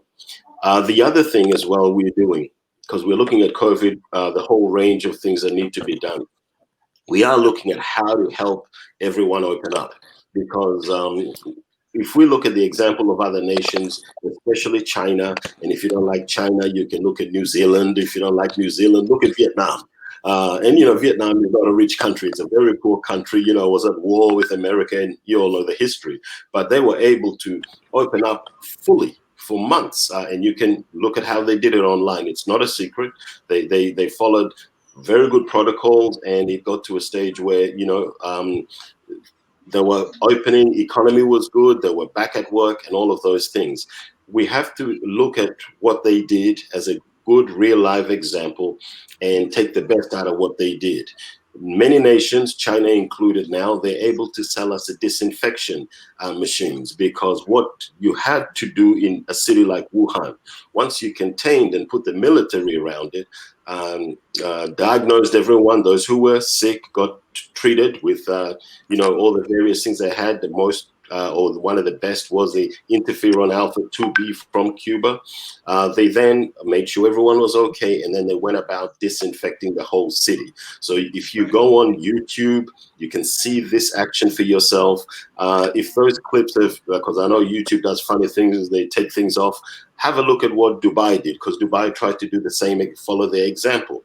Go on YouTube, you'll see they've got these big trucks and people with backpacks following behind, and they're spraying a mist into the air, because the virus is in the air. So, and this mist doesn't come straight down. It kind of hovers in the air for a while. It is electrostatically charged. So it's not just a spray going anywhere, everywhere. It's a spray that is electrostatically charged, which means it adheres or sticks to the surfaces, because this virus is in the air, it's on the side of buildings, it's on the park bench, it's on the ground, it's everywhere. So as this mist goes up, it disinfects and sanitizes the air, attaches to the buildings, and eventually falls on the ground. So it kills the virus everywhere it may be. These are some of the things that we are also have access to bring to all of the cities, or anyone who needs it, because You're going to need to disinfect the public areas. You're going to need to disinfect buildings and their backpacks with that, people can walk around with a wand spraying buildings, because once there's an outbreak, you do need to not just shut the building down, but you need to clean it up, because the virus is not going to die on its own. So these are available as well. And once things really open up and there's, people are not as sick, you have what we call disinfection booths, because everyone needs to go back to work. Everyone needs to go back into some kind of a building, office building, tower, whatever it is. So just like you go into an airport, you pass through security, they have these disinfection booths that have a little spray of a mist. So people coming into the building on their clothes, they get cleaned up, and some of them even have the ultraviolet light. So that way, everyone going in and have automatic temperature sensors. So, you swipe your ID. If you're okay and you get disinfected, go in the building. And again, on your way out. So these are put in schools now. We're talking with local governments in Australia, around the world, because they want these in mass. Australia, as an example, failed after the first wave. They thought they had it under control, opened up everything, and now here we are in the second wave. And unfortunately, they've had to lock us down under curfew here in my state in Victoria, Melbourne, Victoria. Other states are much better. Other states saw what was going on here, and they closed the border and said, no one's coming in. None of you people from the south. So the whole continent is broken up into, 7 states, physical borders, military, police, etc., especially where I am, to try and stop people not just leaving to go to other states, and also stop them moving within the state itself. We are not allowed by law to travel more than 3 miles away from your home. Wow. We are not allowed to go more than 2 people in a vehicle. Only one person can go to shopping. If you are an essential worker, because, doctors, medical people, store workers, drugstore pharmacists, they're allowed to open essential services. You need a permit. So when the police stop you, you've got to show a permit saying, hey, I'm a doctor, or I'm, serving such and such. I need to travel more than three miles to, my work or where I'm serving. So these are some of the things that we are trying to contain here in the second wave. And also just to give you an idea of how infectious this COVID-19 is. You heard Dr. Alim mention we're not dealing with one strain of virus. We're dealing with 40-something strains of viruses. The strain right now in Australia, and you can go on Google because it was published just 2 days ago, that we are now dealing with this second wave, actually came from one family. 4 members of one family traveled from overseas, came here, were able to move around, and then were eventually put into a hotel quarantine by force for 2 weeks. While in that quarantine, there was a delay of about 2 days or 4 days. I'm not sure. Some say 2, some say 4. We don't know which news report to believe. But there was a few days between testing and getting results. This is why accurate, immediate testing is good. And the type of test we're trying to get to you will give you results really within 3 minutes. But, by the time you do the entire test, and allow 10, 15 minutes, So you need to know right there and then whether you're infected or not.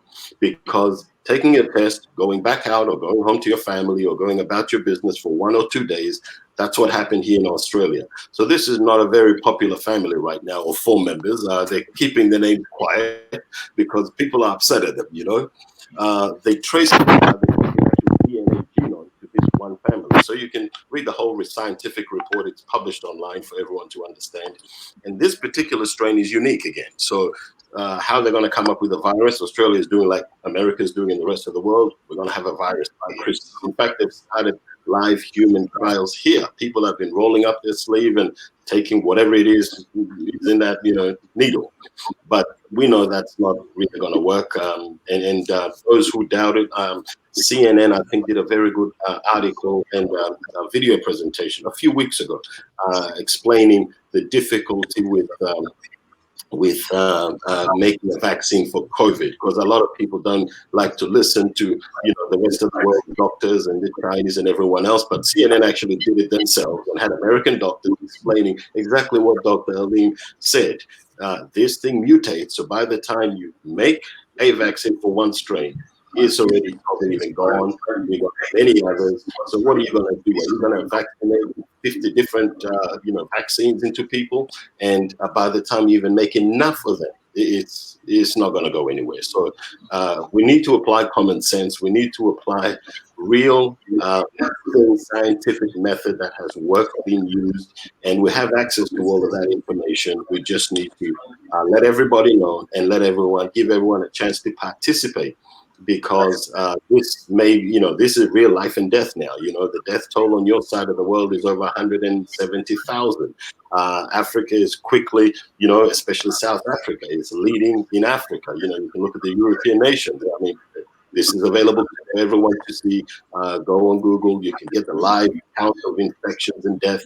And of course, the infections, we know, like Dr. Alim said, that's not a real number because everyone's not getting tested. So you really don't know how many active cases are out there. There's a formula given, and that formula kept changing from the beginning 3 times, 7 times, 10 times the actual number of infected people. So whatever they've tested, multiply that by a certain number, that's a real number. So America is in a very interesting situation because you have solutions, but they do need to be implemented. But it takes us and others like us and other like-minded people to not wait around for someone to save us, because we've already had about 6 months of that, and we see that those who are in charge of trying to save us, well, they're not doing a good job at all. They're doing pretty badly at it. And at the end of the day, it's our lives that we must save and our loved ones. So, I'm available for any questions, and I hope I've answered some of what you asked. So thank you so much. Brother Ruben, can I ask you a question? Yes, sir. Do you know what the name of the strain virus is in Australia? Have they named the strain? Not yet. Not yet. And the reason I'm asking that question is, see, there's all these different strains, and they all have different characteristics, and they have different morbidity and mortality rates.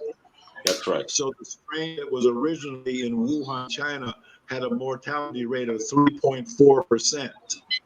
That's correct. The virus that is in Iran has a mortality rate of 7%. It's twice as lethal as the one in China. The virus that's in Italy has a 10% mortality rate. It's 3 times as lethal as the one that was in China. The virus that is in the United Kingdom has a mortality rate that's almost 15%. So it's like 5 times as lethal as the virus that was in China. Now in America, most of the viruses in America are of the Italian variety. The virus that was in New York, the virus that's in New Jersey, it's the Italian strain. So it carries a mortality rate of about 10%. So what that means is that if we don't stop the spread through prevention, through the use of vaccine, then it won't be very long. You can do the math. If you have a 10% mortality rate, you can find out very quickly how many people in your community are going to be missing this time next year. It's simple mathematics. And so if you and I don't act right now, you have 10 friends, you have 10 family members. Okay, look at those 10, and you tell me which one of them you're willing to lose because of inaction. Now, when I say inaction, it reminds me of what happened during the infamous Tuskegee experiment. See, for 40 years, a known treatment for syphilis was withheld knowingly. Will you tell me what's different about today, where a known treatment is being withheld from American people? Interferon is being used all over the world, but it's being withheld. They tell us that there is a health gap between black and white. They say that black people are dying at 3 times the rate of other people from COVID-19, yet they have a treatment that they won't tell us about. Now, the interesting thing about the Tuskegee experiment was, even though it was designed by Johns Hopkins, and we say designed by white people, and black people were used as the guinea pigs, don't forget the fact that the experiment was administered by well-paid black doctors and well-paid black nurses. They could not have done the experiment without the cooperation, and sometimes you could say the willing ignorance of participating black officials. See, there were black officials, there were black health officials in Tuskegee, Alabama. Even Dr. Foster, who was a candidate for Surgeon General, he was the top health official in Tuskegee. They asked him about why didn't he step in and do something about the Tuskegee experiment. His answer was he missed that meeting. You see, this is the cowardice of black leadership sometimes, where we step back and we want to point the finger and say what white people are doing to us, but they couldn't do it to us if it wasn't for the cooperation that they get from some of us, especially some of us who are in privileged positions, well paid and very comfortable. And so it's very convenient for us to forget about the needs of people who are less fortunate than ourselves, who in fact are the intended victims of COVID-19. See, people ask about vaccine. Well, why would you accept a vaccine from Bill Gates when in fact Bill Gates comes from a long family line of people who are on record of saying that they want to eliminate the non-white people on the earth? So why would a man who says that he's trying to depopulate the earth, why would you accept the vaccine from him? Now all of a sudden he wants black people to be the first ones to receive the vaccine. Well, then how dumb do you have to be to accept the vaccine from a man like that? Especially when if you vet Bill Gates, you'll find that he's wanted for murder in India for killing 100,000 Indian children with a toxic vaccine. And you can even find pictures on the internet of Bill Gates, who's not a doctor, administering vaccines to children in India and Africa. And we're sitting around here, intelligent as we are, worrying about when is Bill Gates going to introduce his vaccine. Like we're going to take it. Are we really that dumb? And even if some of us are that dumb, the people that are looking at us aren't that dumb. And you see, again, who were the doctors? Who were the nurses who were complicit in the Tuskegee experiment? Who are they? We know their name. I'm not going to say on the call. Most of them have passed away now anyhow. But we're alive today. Are we complicit in the enemy's plan to kill our people? Are we complicit? Are we willfully ignorant? Or are we those who refuse to do our homework? We're waiting for the solution to be given to us by Anthony Fauci on CNN. See, what kind of people are we? COVID-19 is the tester. We're all being tested to see what kind of, I'm being tested, what kind of doctor am I? Did I really mean the Hippocratic oath that I swore? If you're an elected official, did you mean the oath you swore? See, a movement requires something from everybody.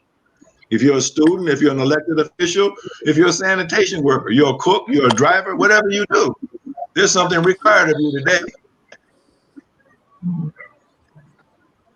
Again, this is serious business, you know, and I talk almost every day. I mean, I do interviews constantly, and I'm tired of talking because I look on the news every day. I see how many people died. And I'm saying, well, where are the people I talked to yesterday? Talked to last week. What did they do? They listened to everything I had to say, but what did they do? That's what I want to know. And that's what I asked you, Brother Mustafa, about this call before we got on it. What are these people prepared to do that I'm talking to? Are they prepared to do anything? Or are they just talking, just listening? This is no time for just sitting around listening, theorizing, explaining. It's time for action. So again, I'm a little frustrated because I see people dying, and it's not necessary. I know Trump said that's just the way it is. I don't say that's just the way it is. It doesn't have to be that way. So we're looking for men and women to join the Your Immunity Project. This is not some theoretical discussion. No, we want some people in the streets. We want to go door to door. We want to save our people. And everybody's not up for that. I know. Most people want to sit back and let somebody else do the work. All right, then get out the way. We're going to do the work. But I'm trying to save my life. I don't know about you. I don't have a guarantee. I don't know about you.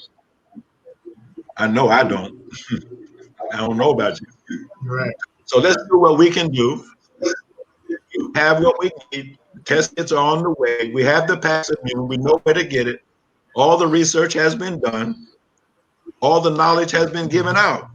All the questions have been answered. Now what? Well, I'd like to make a comment, Doc, and then I want to see if Dr. Nadia Muhammad wants to make any comments.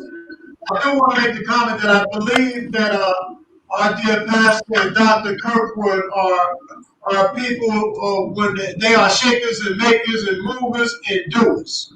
From what I've witnessed from both of them, and with this information, I'm pretty confident that it will fall on the listening ears of a lot of people to save a lot of lives, because that's exactly what they do. They fight to save lives. And I think they'll be a part of what we're doing already in over 70 cities, along with the vision walkers down in South Carolina, with the Saviors Helpers down in Texas and across the country in Atlanta, North Carolina, and every place else. And this movement is growing and we're saving people's lives. I was hoping Brother Trevor was going to stay on, because he could have gave us a testimonial, because he already has the Pax Immune. He already has, he's using it. Some of the other guests that was supposed to come on, and that was the Anti-Violence Coalition with their chairperson, that is Norman D. Muhammad. He's another person that could have gave us a testimony with the Pax Immune. But we have people already in this community at the hospital and came out with Pax Immune, as others are dying and passing away. So there's a starvation for information, and these are people that can reach people right here, in particular in this community. So with that and saying that, and letting that fall the ears of Dr. Nadia Muhammad, and see if she has comments that she want to add before we bring this to a conclusion. Okay. Yes, thank you very much. I just would like to add, from a public health perspective, COVID-19 is a serious health problem. And just echoing some of the things that Dr. Alim stated, you know, I would say that the impact of COVID-19 in the Black community reinforces the racial divide that we have historically witnessed in the United States. And as Dr. Alim had mentioned earlier, Black people are dying and getting sick from COVID-19 at a higher rate than white people. And as he mentioned earlier, that, you know, Black people are 3 times more likely to die from COVID-19 than white people. And so we need to start thinking about some of the questions why. And we hear the experts say that, you know, Black workers are overrepresented in service industry jobs that put them in close contact with other people. A lot of our people are working in frontline work, such as industries involving hospital settings, hospitality settings, food service settings. So we are more at risk for contracting COVID-19. Also, Black people have limited access to health care. I want to be clear, Black people have limited access to proper health care. And so that's what's killing our people. Also, when you think about it, historically, hospitals in predominantly Black communities are less than they are in predominantly white communities. There are more hospitals in white communities than there are in Black communities. And then we also have to think about the impact of systemic racism. That also plays an impact on the outcome of COVID-19. And we know institutionalized racism manifests itself in different accesses, like quality of education, quality housing, and just a clean environment in general. And so with all the variables and the factors that I just mentioned, as a community, I would say we must address the systemic issues of inequality. But we can start with our own communities. We are all responsible for our health and wellness. So I'm appealing to all the leadership that's on this call. I am appealing to the leaders in local governments. I'm appealing to the leaders in the educational sector. I'm appealing to the leaders if you want to help you. But what I'm saying is that our people are suffering from the ravishing effects of COVID-19. And so we have to continue to build our community coalitions surrounding our self-interest. We have to protect our self-interest of the Black community, and that starts with the interest of our health and wellness. So I implore all of you to come on board, learn more about the Immunity Project, and save yourselves, save your families, save your communities, save our nation. We have Paximune. It is there for prevention and treatment. It works. When you play in the sandbox of the healthcare system, you're going to become a victim. There's no need to die unnecessarily. There's a prevention and there's a treatment. Do not cause yourself any undue anxiety about, what can I go out? Can I go to the store?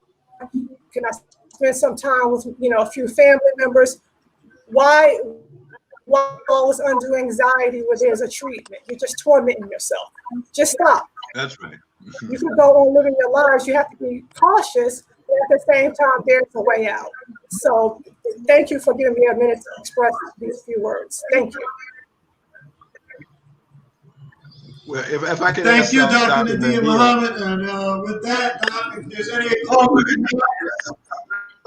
if I could ask Dr. Nadia to say a few comments about the clinical trial that she's helping to design, because we want the proper design so that we will be able to present our scientifically valid information at the proper time. Would you care to make a few comments about the clinical trial? Yes, I will. So in terms of the community-based clinical trial, we're going to be launching a community-based clinical trial within the next, we're going to have our first study design planning meeting for our community-based. What that means is that we're calling on all the experts to come in to provide an overview of how we're going to carry out and launch the clinical trial in our community. So essentially what happens is, let me just give you a little bit background on clinical trials. So for those of you who are not familiar with clinical trials are traditionally carried out by big pharmaceutical companies in collaboration with academic research centers, where greed and profit is the centralized theme. And that's not what we're seeking to do. The central theme of our community project, community-based clinical trial, is that we are, our central theme is to save lives. Okay, let me just say that from the onset. And so the trial we'll be conducting will be directly through our community-based clinical trial. We'll be setting up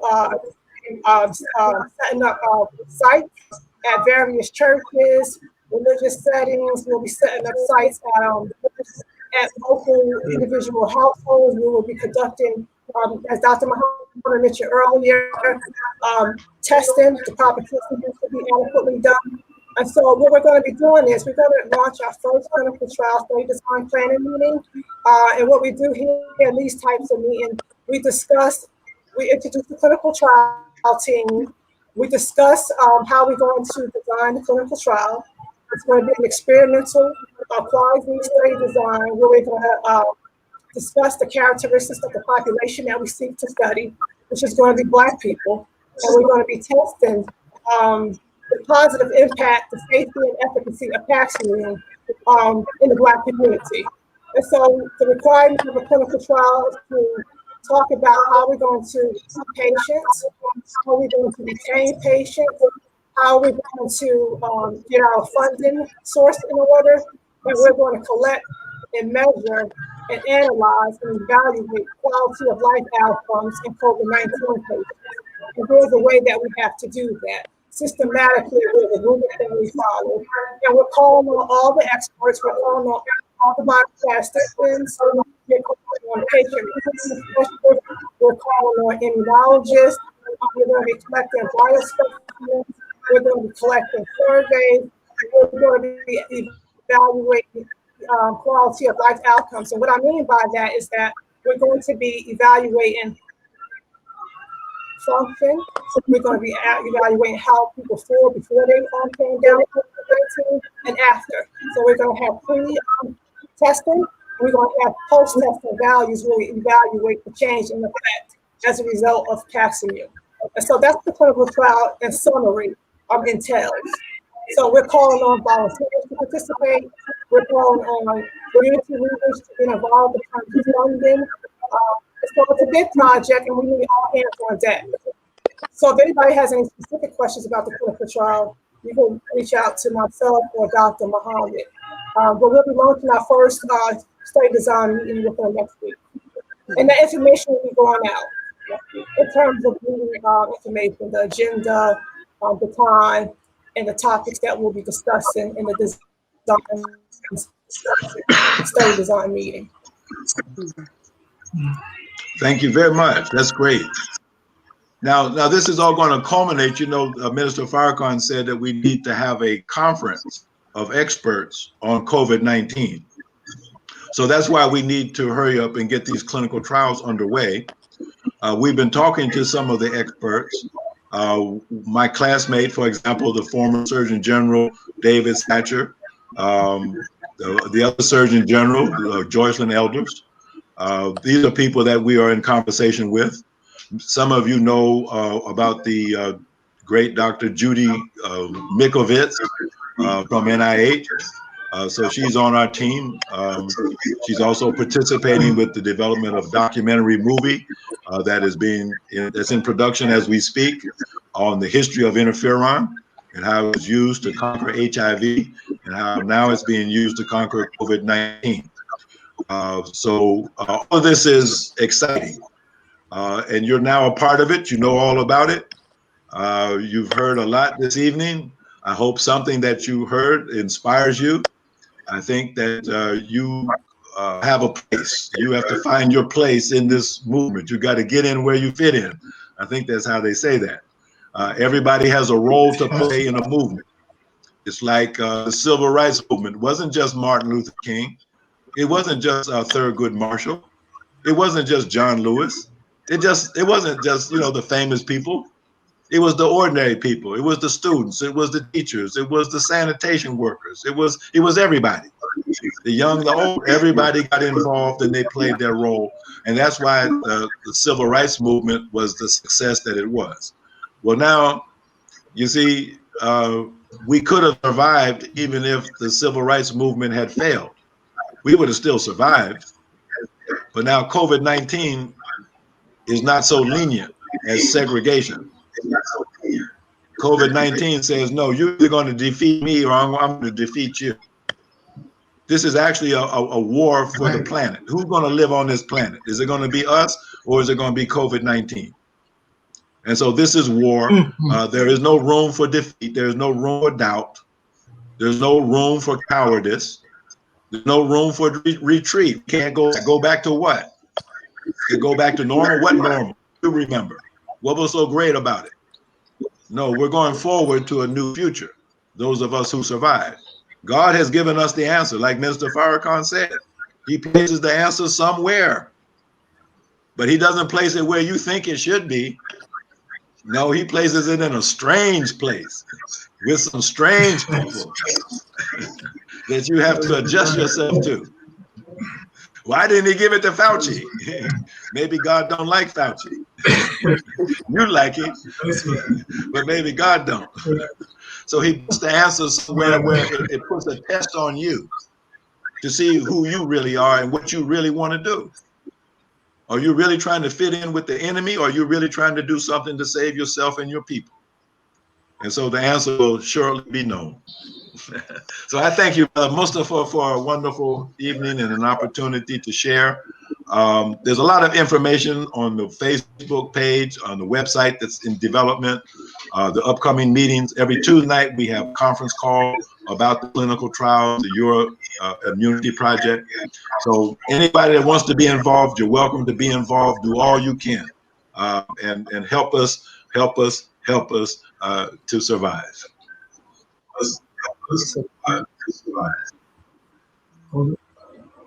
Thank you so much. We sincerely appreciate it. Thank you, Dr. Alim. Thank you, You're Dr. welcome. Muhammad Nadia. Thank you, Brother Ruben. And thank you for our panel.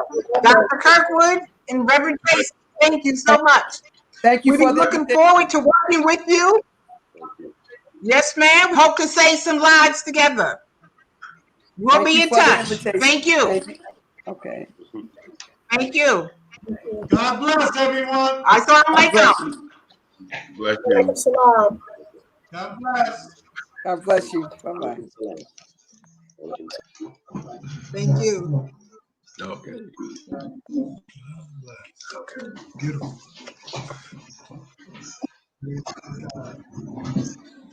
Cross to the crescent. Cross to the crescent. Let's save lives. Uh-huh. That's just. Okay, you can bring a case to my house now.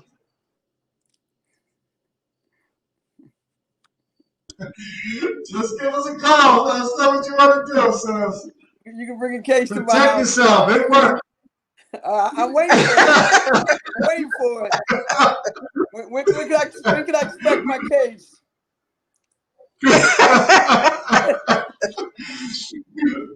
Call Sister Janetta. She'll tell you what you need to do. Okay, I'll call you. Well, let's get together tomorrow, and I can see if I can get my case. Okay. All right, sis. Okay. All right, family. Okay, thank you. All right. I love you. Thank you. I'm God serious. bless. All right, all right. Oh, we serious. We Okay. serious. This is serious. All right, all right. Let's save our city. Let's save ourselves and our city. All right, call me tomorrow. Yes, We ma'am. will. All right, We will. bye-bye. God bless. Bye-bye. Bye-bye. Right. Can't hurt.